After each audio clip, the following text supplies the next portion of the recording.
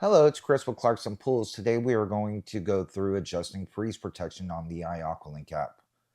First, you will want to enter the web section on the app.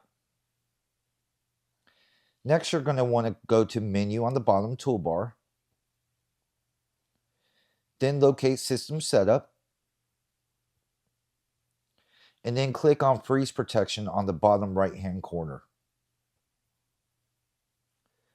This feature is already turned on from the factory, and freeze protection is a critical feature designed to prevent damage to the pool and spa equipment during freezing conditions. It activates the filtration pump and circulates the water to safeguard plumbing and equipment from freezing. The activation temperature can be adjusted between 34 degrees and 42 degrees, with the default set at 38. When freeze protection is triggered, it will remain active until the air temperature rises 2 degrees above the set point. Additionally, other equipment can be assigned to freeze protection through the System Setup menu, ensuring that essential components like pumps are always protected. Thank you for watching and have a great day.